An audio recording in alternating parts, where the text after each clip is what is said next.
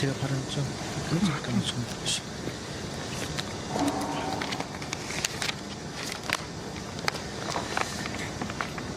안녕하십니까. 조국혁신당 국회의원 최고위원 차규건 그리고 정치위의장 정춘생입니다. 오늘 조국혁신당은 전 검찰총장 심우정, 전 서울중앙지검장 이창수, 전 서울중앙지검 4차 전검사 조상훈을 형법 제122조의 직무유기 그리고 형법 제123조의 직권남용죄로 고발합니다. 2024년 10월 17일 서울중앙지검은 도이치모터스 주가 조작 혐의로 수사를 받고 있던 윤석열 전 대통령의 부인 김건희에 대하여 무혐의 처분을 내렸습니다. 당시 수사팀은 김건희 명의 계좌 6개가 시세 조정에 활용된 정황을 확인하고도 혐의를 입증하기 어렵다는 이유로 불기소 결정을 했습니다. 그러나 상식적으로 납득하기 어려운 수사 결과에 대한 비판 여론이 지속되자 2025년 4월 서울고검은 재수사 결정을 내렸고 특검은 출범 41일 만인 2025년 8월 12일 주가 조작 사건 등을 범죄 혐의 사실들로 하여 김건희를 구속하였습니다. 특검 수사 결과 김건희는 약 8억 1천만 원의 부당 이득을 얻었고 통정매매 188회, 가장매매 12회를 직접 지시하거나 가담한 사실이 있다고 확인되었습니다. 결국 2024년 불기소 처분은 명백한 봐주기 수사였던 것입니다.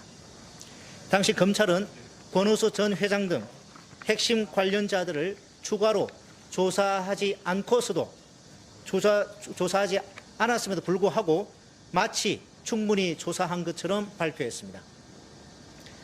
김건희가 주가 조작을 인지했음을 보여주는 미래에셋증권, 통화 녹취록 등 핵심 증거에 대한 확보도 하지 않았습니다.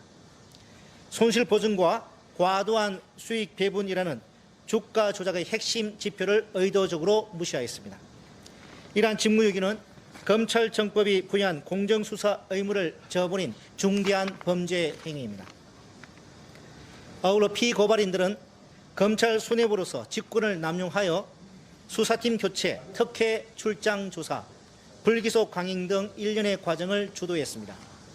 이는 정상적으로 진행되던 수사를 방해하고 검사들로 하여금 의무 없는 행위를 하게 한 것으로 직권남용죄에 해당합니다.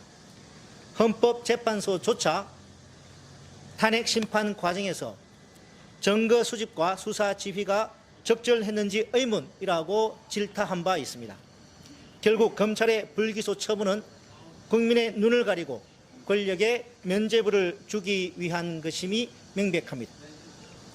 자본주의 시장 질서를 교란하는 주가 조작 범죄 혐의에 대한 수많은 인적, 물적 수사 단서와 증거가 차고 넘쳤음에도 불구하고 피고발인들은 스스로 검사의 길을 포기하고 김건희에게 면죄부를 준 것입니다.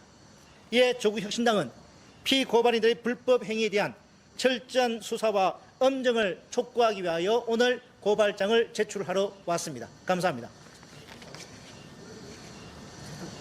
네. 예, 우리가 고발하는 것은 모든 것을 제자리로 돌려놓기 위한 조치라고 생각하시면 될 것 같습니다.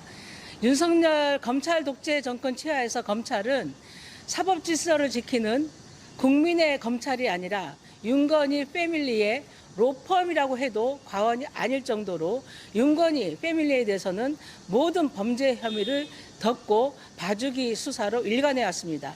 오늘 고발로 인해서 그동안 부역한 검사들에 대해서 철저한 수사와 처벌이 있길 바라며 이것을 출발점으로 해서 대한민국이 정의가 바로 세워지는 나라가 될 수 있기를 바랍니다.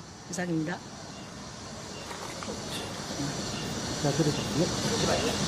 자,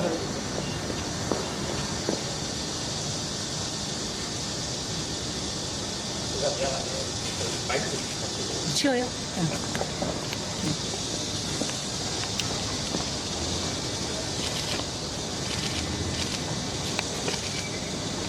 네, 하시면 됩니다.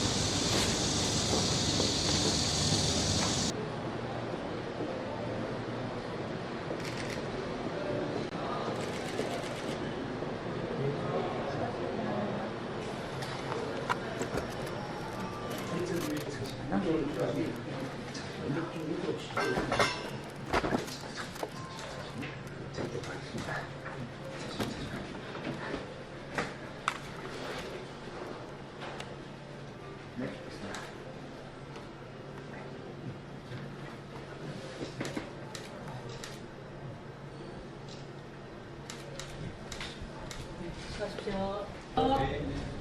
네.